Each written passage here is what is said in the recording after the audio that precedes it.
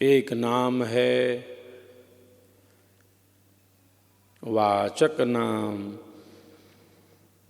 जिसे हम वाणी से बोलते हैं। वाणी में भी तुम ही हो प्रभु, और जहाँ वाणी नहीं है, मौन है, मौन में भी आप ही हो प्रतिष्ठित प्रभु। एक शब्द है वर्णात्मक, एक ध्वन्यात्मक जिसकी ध्वनि हो रही है,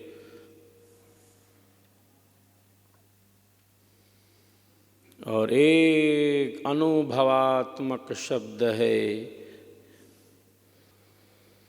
जो वाणी का विषय नहीं, जो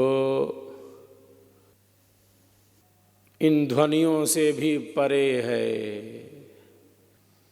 वहाँ भी तो तुम ही हो प्रभु। सब नाम तुम्हारे हैं और तुम सब इन सब से पृथक हो प्रभु। इन सब में व्याप्त होकर भी इससे अलग हो, इन सब में समाये हो और इन सब से भिन्न भी हो।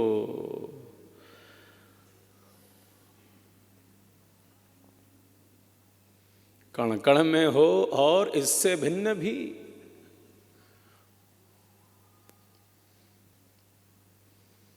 प्रकृति प्रकट कर रही है और इस आधार से परे भी तो आप ही हो प्रभु।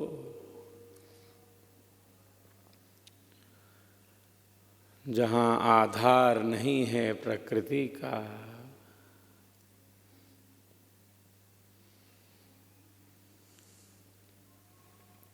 वहाँ भी तो आप ही हो प्रभु। अनंत हो अनंत।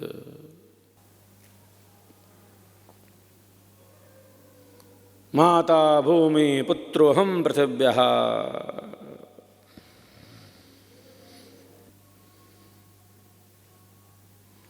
ये शरीर पृथ्वी का है, मिट्टी का है। इसीलिए तो मिट्टी में मिल जाता है। शरीर का मुख्य बाहरी और भीतरी भाग पृथ्वी तत्वों का ही तो बना है। अग्नि है हमारे भीतर, अग्नि तत्व है। जब शरीर की अग्नि शांत हो जाती है, जब शरीर की अग्नि शांत हो जाती है, तब हमारे बंधु बांधव कहते अब चिता की अग्नि पर ले चलो, चिता की अग्नि जलाओ।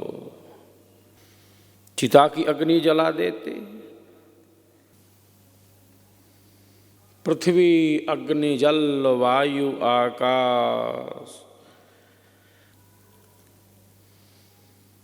इन पंच तत्वों के सहयोग से षट विकारों को प्राप्त होने वाली ये भौतिक देह उत्पन्न होती है।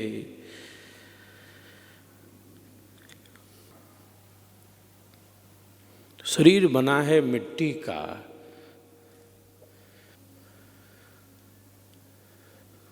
ये पार्थिव है।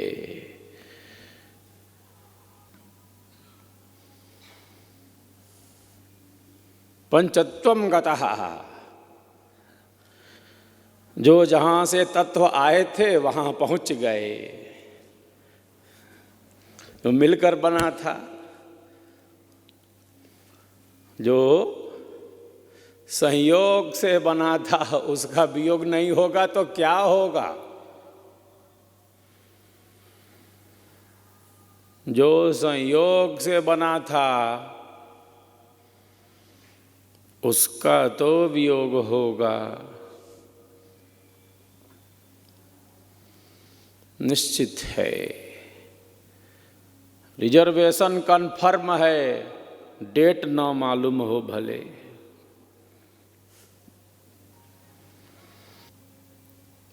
टिकट कन्फर्म है, डेट का ही पता नहीं। जो वस्तु उत्पन्न होती है अपने कारण में चली जाती है।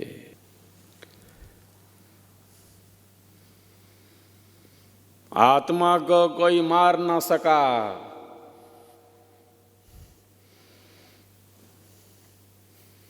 आज तक आत्मा को अब तक कोई मार न सका, और अब तक कोई मार ना सका तो आगे भी कोई आत्मा को मार नहीं पाएगा।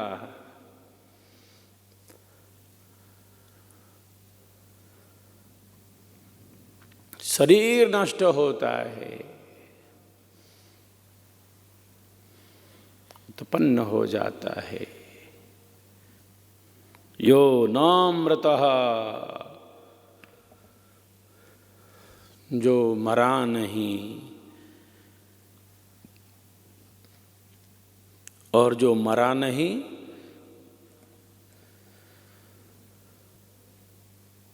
कौन नहीं मरा? वही नहीं मरा जो उत्पन्न ही नहीं हुआ।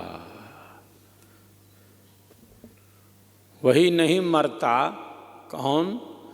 कौन नहीं मरता? वही नहीं मरता जो पैदा ही नहीं होता।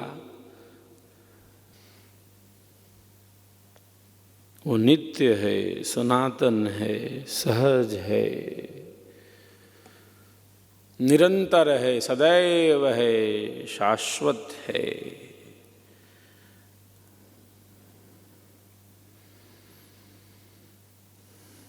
तो शरीर पंच भौतिक है, सब मिश्रण से बना है, आत्मा नहीं।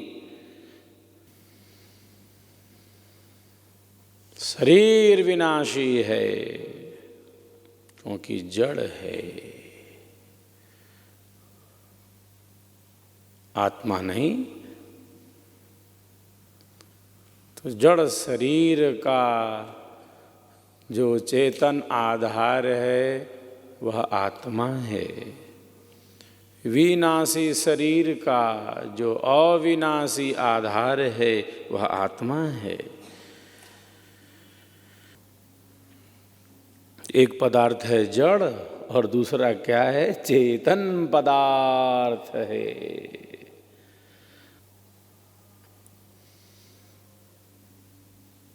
एक जड़ है, दूसरा चेतन है। प्रकृति जड़ है, परमात्मा चेतन है।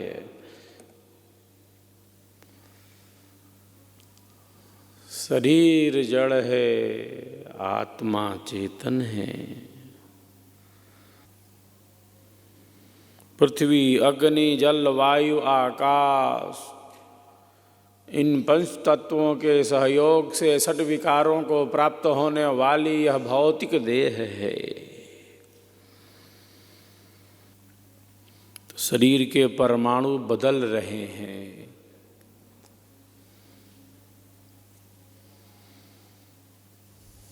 हर क्षण जो बदल रहा हो,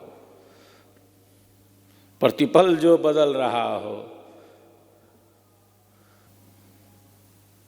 आत्मा वही है। अवस्था बाल्यावस्था से वृद्धावस्था हो गई,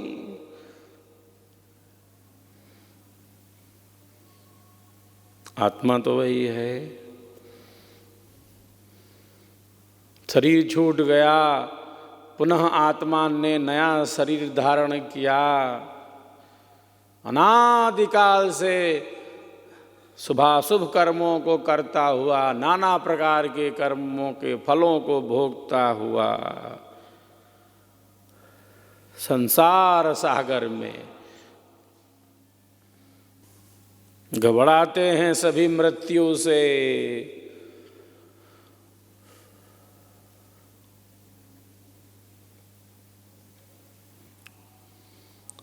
जब भी प्राणों पर संकट आता है, सभी प्राण वाले घबरा जाते हैं। प्राणों की रक्षा के लिए तत्क्षण ही तत्पर हो जाते हैं।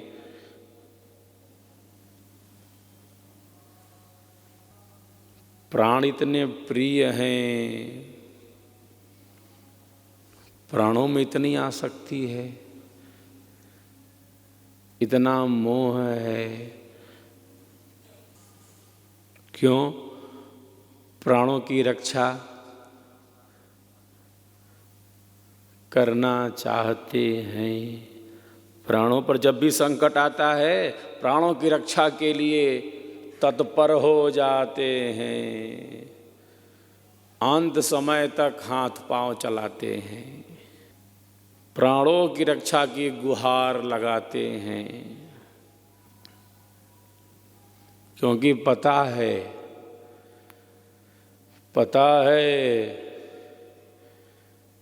कि प्राणों के छूटने पर कितना कष्ट मिला, प्राणों के छूटने पर कितना कष्ट मिलता है, कितना मिल चुका है, कितनी बार मिला है। शरीर छूटने का भय है।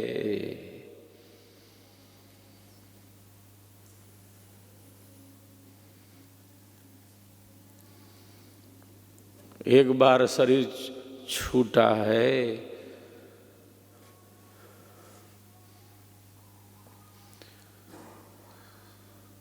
मृत्यु की पीड़ा का अनुभव एक बार हुआ है, पहली बार आया है क्या शरीर में?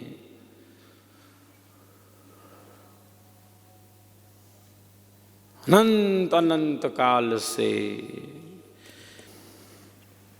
इसीलिए जब भी प्राणों पर संकट आता है, जब भी प्राणों पर संकट आता है, सभी प्राण वाले चींटी से लेकर हाथी तक, सभी प्राण वाले, छोटे शरीर वाले से बड़े शरीर धारी तक, सभी प्राणों की रक्षा के लिए तत्पर हो जाते हैं।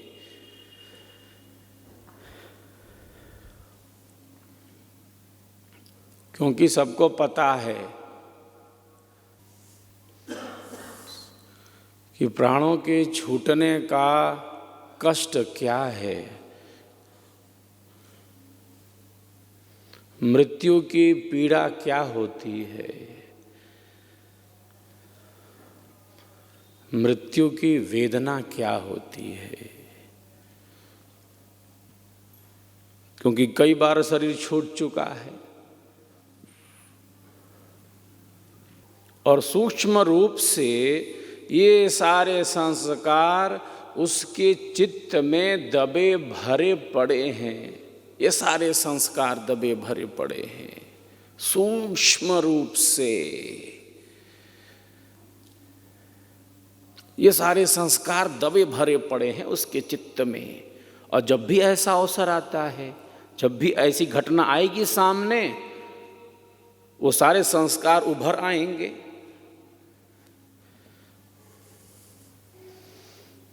सारे संस्कार उस उभर कर चित्रपट की तरह, कैमरे की तरह उसके सामने दिखने लगेंगे।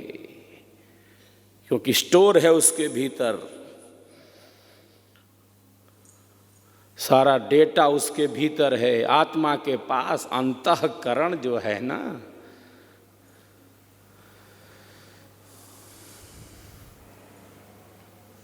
उसके पास ही तो है।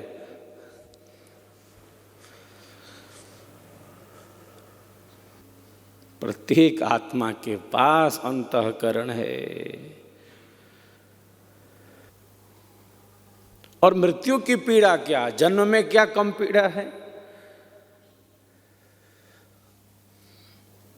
मां के गर्भ में बालक कितनी बार बेहोशी की हालत में चला जाता है, बेसुध हो जाता है, घोर अंधेरे में, मलमूत्र से भरे शरीर में,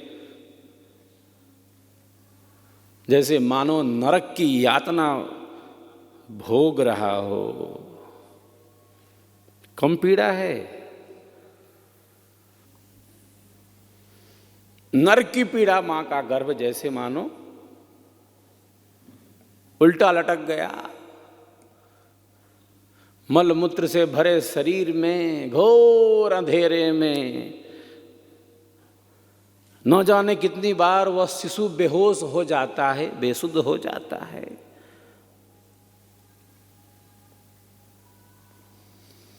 तो जन्म और मरण की वेदना का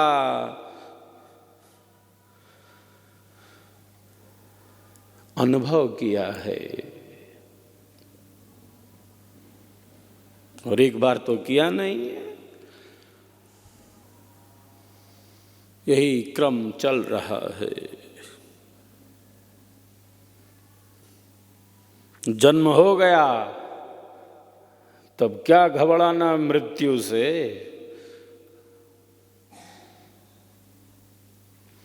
शरीर धारण कर लिया तो मृत्यु से क्या घबराना।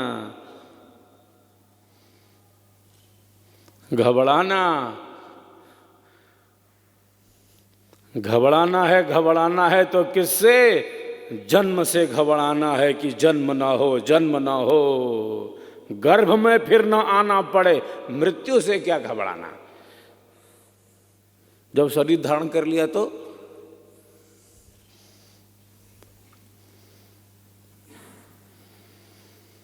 जब शरीर मिल गया, और देव दुर्लभतम शरीर मानव जीवन, ये मानव शरीर मिल गया। नहीं मानुषात् श्रेष्ठतरम ही किंचित, जिसे कहा जो है उसका अनुभव करना है।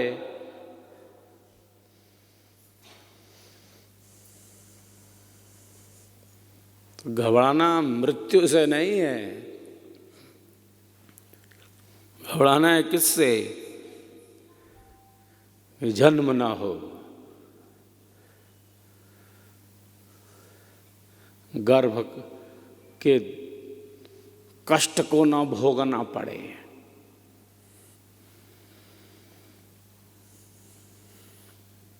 मृत्यु से क्या घबराना। तो जीवन जो है उसका अनुभव इसीलिए तो प्राप्त है।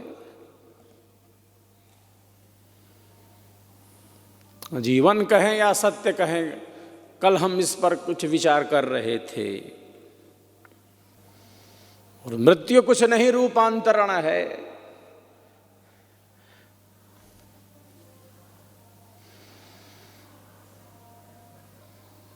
जैसा अंतःकरण है, जैसी स्थिति है, जिस प्रकार का मन है, जैसी बुद्धि है, जैसी हमारे चित्त की स्थिति है, लक्ष्य भले ना सिद्ध हुआ हो। साधक की श्रेणियां हैं, अनेकों साधक लक्ष्य तक पहुंच जाते हैं। लक्ष्य भले ना सिद्ध हुआ हो, जैसी स्थिति मन बुद्धि चित्त की है, पुनः वैसी ही स्थिति में तो हम पहुंचेंगे।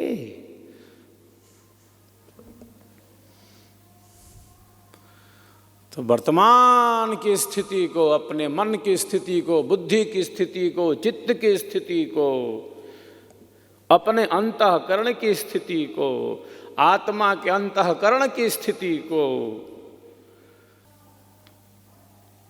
श्रेष्ठतम रखने का ही तो प्रयत्न रखना है।